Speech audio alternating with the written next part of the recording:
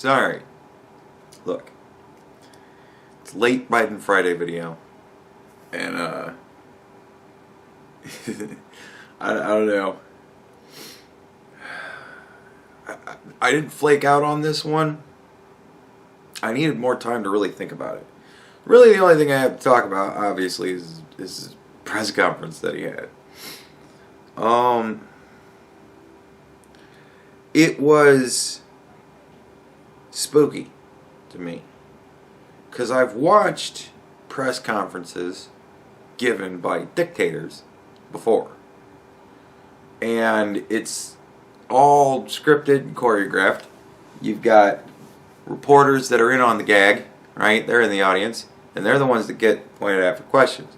The people they don't want to take questions from, they don't take questions from, right? They don't take questions from everybody. And then they just lie. And it's always like set up questions. Like, you're so brilliant and wonderful, how could you possibly not solve all these problems? And then he gets to just go, oh, well, of course I am, and here's how it's going to happen. And then he just lies. And he just lied. Like, he just bold-faced like, really, nothing's changed. I looked at the data the other day. Nothing's changed yet. But next month, it's going to be a massive change. And that's still going to be like 2 months early from where the spike peaked last time we had this problem in 2019. He's only 2,000 kids away right now from matching the goal or the peak from 2019, and that was in May or something. Like, so to say that things haven't changed is a fucking lie. It's changed massively. Massively. Like, all those shelters were closed because we didn't need to use them. Because we was getting everybody to fuck back where they belong. We were goalies. People would come at the net and we'd, scoop them up and just kick them back into play, right? Like, just, no. Send them back home. And so a lot of those facilities were closed because they need to be open. Now they need to be open again. That's a change. Right there, it's a lie. You know what I mean? Like, the fact that he's reopening shit that was closed, that makes it a lie. You can't say nothing's changed if you're changing shit. So, it came off to me, first blush, like I was watching an old dictator press conference. I was watching Maduro or some shit like that, right? Because here he is, getting questions from lefty reporters. They're all set up questions. And he's just giving bullshit answers. And I'm like, this isn't a press conference. This is propaganda. And then I started to see the other stuff. I didn't watch the whole thing. I watched the highlights. I can't even fucking take watching the shit anymore. So I watched the highlights. And I'm watching him, stumble and stammer and start an answer, meander into some tangent, kind of lose where he was in the tangent, and then lost where he was in the first point, so he just kind of went, fuck it, move on. And he just kind of moved on. Seeing him, lose words and shit like that, and I'm looking at all this going,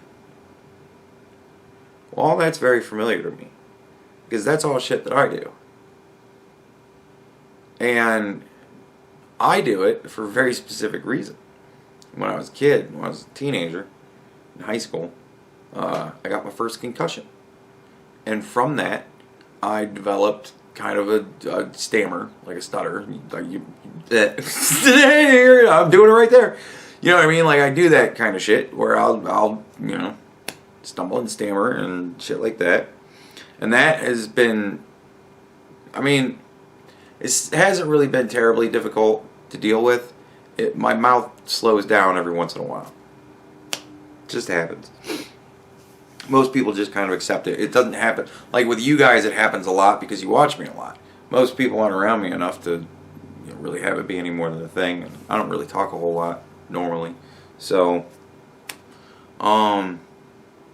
but yeah, so, I developed that, and I developed a thing with my writing. Like, my hands would move, like, slower than my brain. but yet they would try to keep pace with my brain. So like I would start writing a word, and I would start off with like the second or third letter, because that's where I was, spelling it in my head. You know what I mean? Like I miss letters and switch letters and stuff like that. And that kind of shit happened to me all the time. And then when I got my second concussion, that's when I started to forget words. Like it wasn't like I would forget the words. I would know the word I wanted to use. I would just not be able to pull up the fucking word I wanted to use. So every once in a while I would be saying something and I would blank out. That's why I can't ever remember like movie stars' names and shit like that. I'll be like, I know it, and I can't think of the fucking word. And that started to get noticeable as an effect a couple of months after my second concussion. And then when I got my third concussion, that's when I started going down tangents and then losing my original point. I couldn't keep two stories in my head at the same time anymore. So, I'm looking at him, thinking about me, and I'm going, because it's brain damage.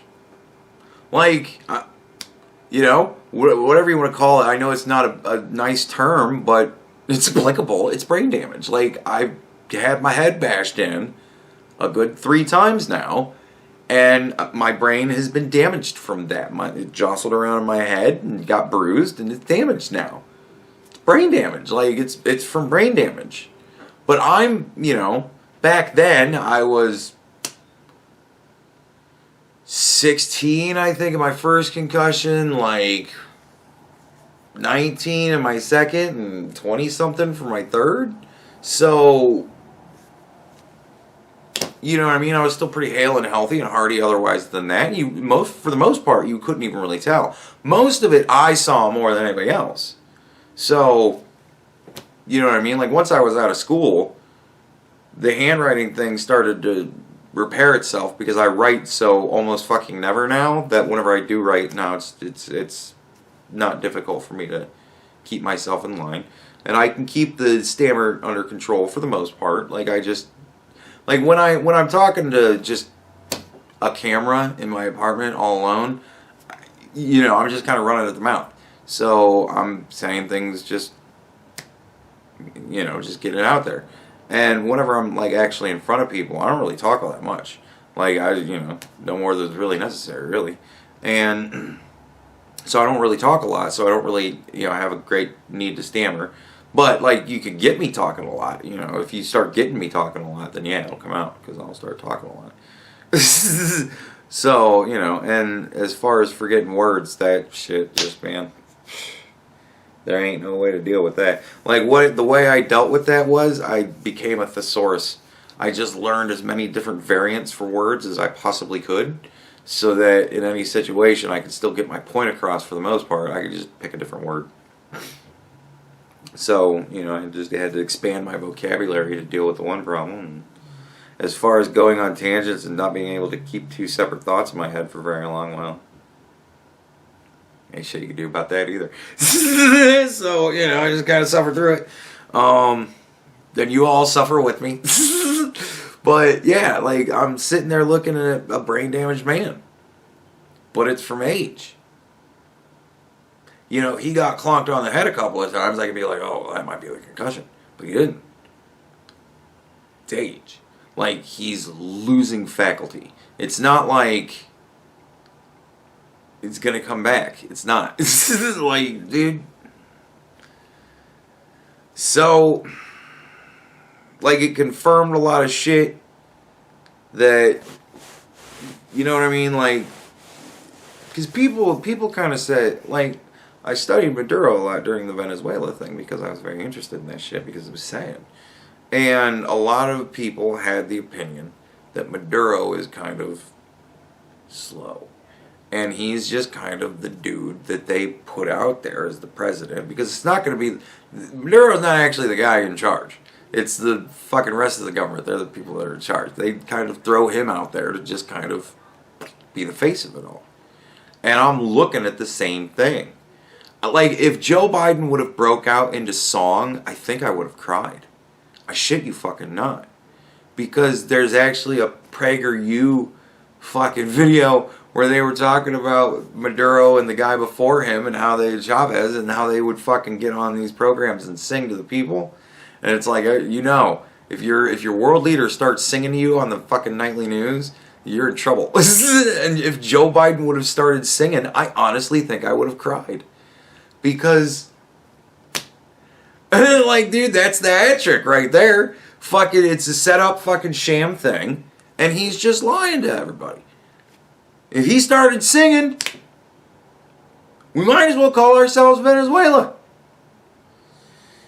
So, I don't know, like, I didn't think it was as funny as the people who thought it was funny, because I didn't think it was funny. I thought it was fucking sad for Joe Biden, it was sad for us, and it's sad for our country. Like, I just thought the whole fucking thing was sad.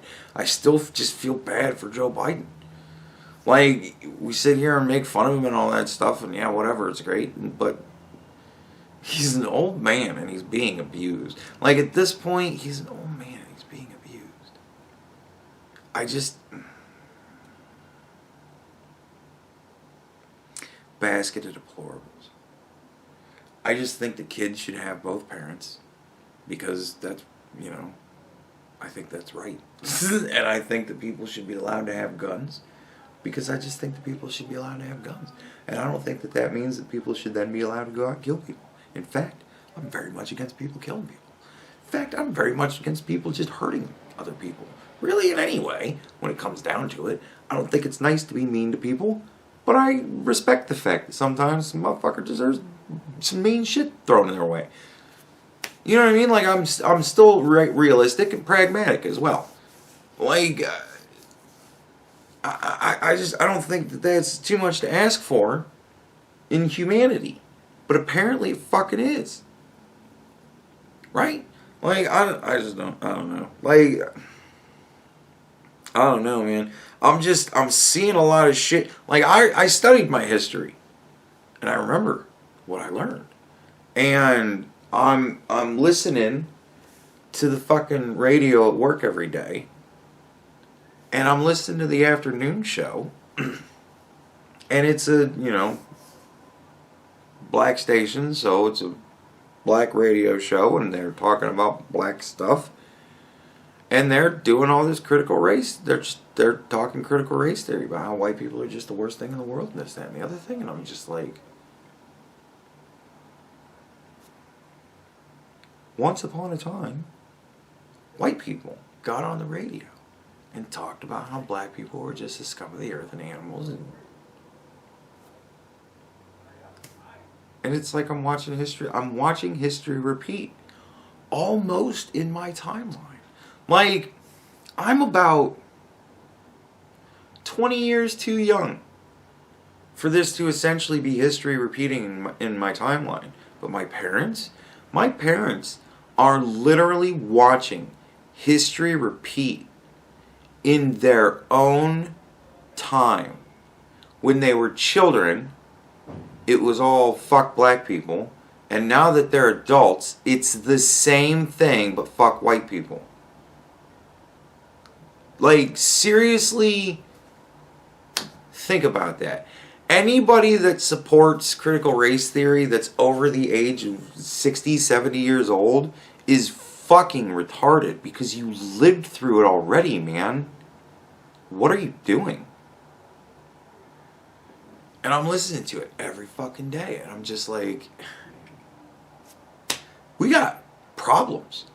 Like, dude, we got problems. Real fucking problems.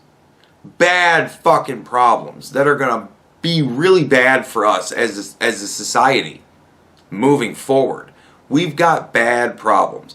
We need to start having real conversations, but first, we need to actually understand what real means. Like, we need to have a sense of reality again. And that's fucking ridiculous. We're never gonna move on and become unified people unless we can begin to agree on what reality is. The fact that that statement needs to be made is sad. that pretty much means we've lost. If we can't come to an agreement, to a consensus on factual reality, we've lost. We're done. That's it. We can't have conversation after that. We can't do it. That's why I booted a couple of people not too long ago. Because they and I could not agree on factual reality. They continued to tell me, well, what are you going to do? You're going to believe me or your lying eyes? And finally I said, I'm not answering that question again for you. And I stopped talking to them. We couldn't agree on, we couldn't start from tangible, flesh and blood reality. Here's where we're at, folks. China flew to Alaska because they don't dare set foot on the mainland because, ugh. So they went to Alaska to pretty much tell us that we're pussies and they're going to do what they want and go fuck you if you think you can stop us. They came to our country to tell us that, right? And our people went, okay. And we meekly joined in on some shit that a whole bunch of other countries started against China. And we went, yeah, we'll kind of do that too. We used to be the person that started that shit. All right, they've pissed us off. Who wants in on this? And then all sorts of other countries would go, I want in on this. Fuck them. Australia, what up? Right? And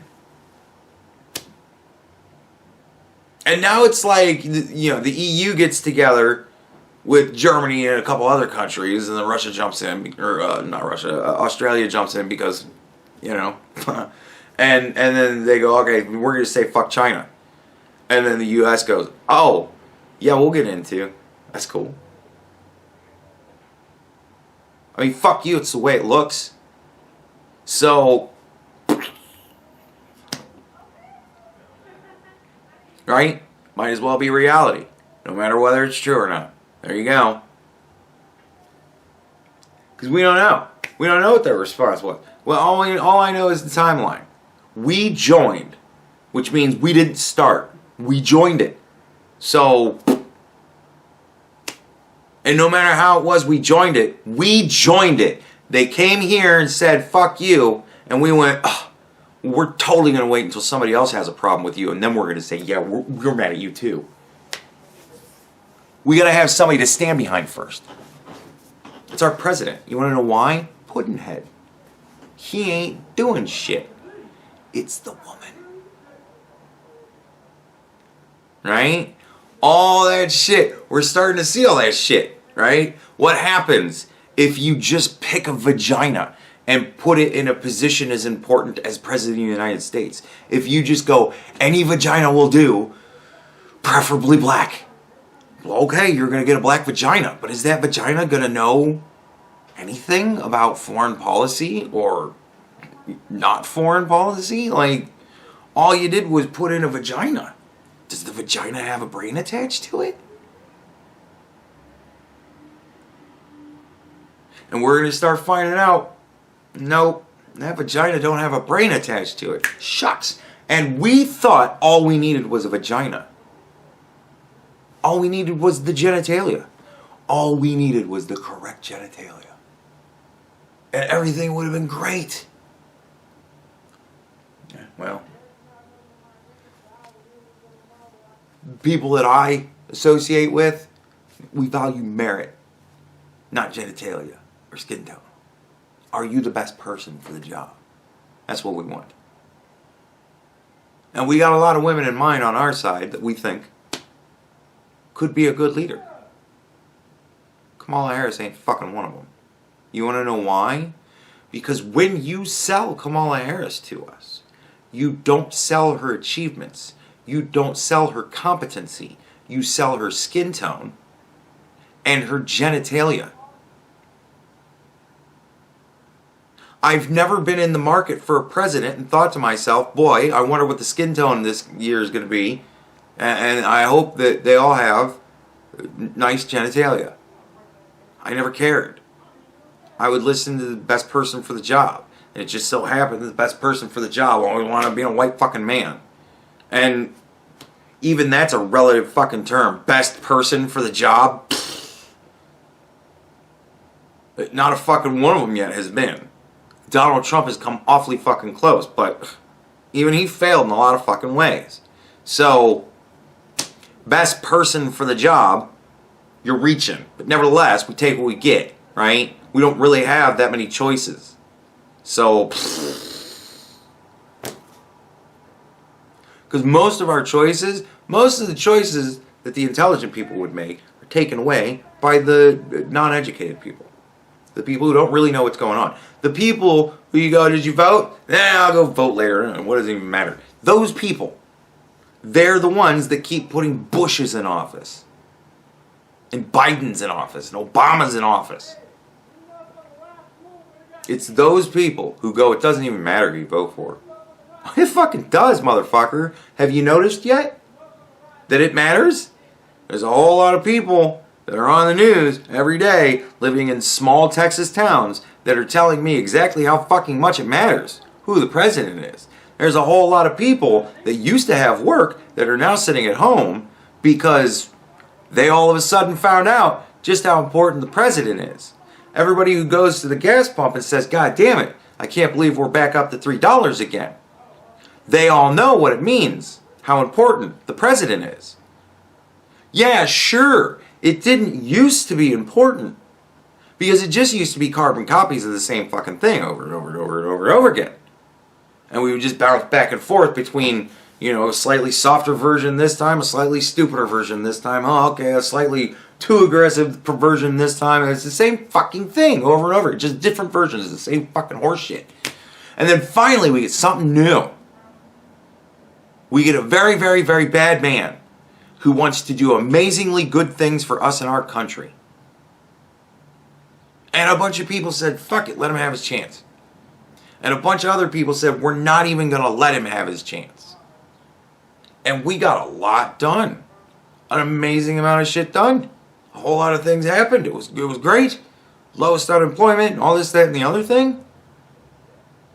And then a whole lot of people went, I don't care about the election. I'll just vote for Joe Biden because I don't like Donald. He's a mean guy. I'll vote for the very, very, very nice man who wants to fuck us raw.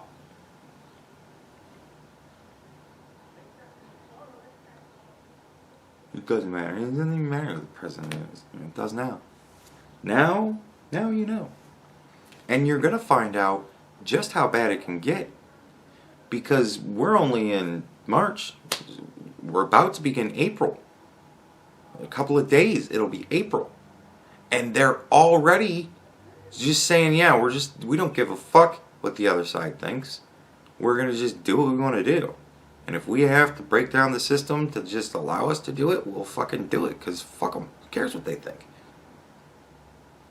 We said they'd do it. And they didn't. So now we're going to do it preemptively as a counterattack to their not doing it in the first place.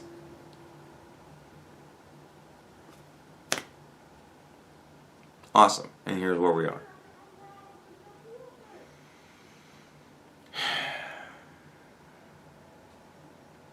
So there's your weekly news.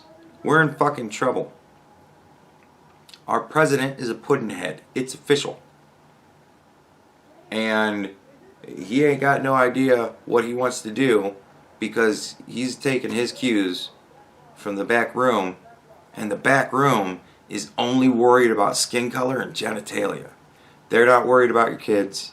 They're not worried about your future. They're not worried about your job. They're not worried about your money. They're not worried about your rent. They'll tell you they're worried about all these things. They will. Constantly. Incessantly. They will tell you that they're worried about all these things.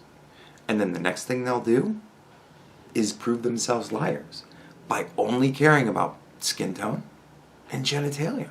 It's the only thing that matters to them. They're fetishes. They're fetishizers. That's all they are. They've made little fetish objects out of all you black people and all you women and all us white people and all us men and all you Asians and all you Latinos. You're all just little objects that they go, you see this guy? He's a black guy and he's very upset because he doesn't like the police. It's very bad because the police beat him up And it made it feel bad, and he cried. And then all of the idiots at home go, "That's so sad. Well, we should kill all the police." And then we attack the police all the way up until there's a problem. And then the police continue to do their job because whether you hate them or love them, it's their job to protect you. So they do their job. And then all of a sudden we go, the police are the best thing in the world ever. Well, do we still hate them? Of course we do. You still want to defund them? Of course we do. But now you love them? Of course we do.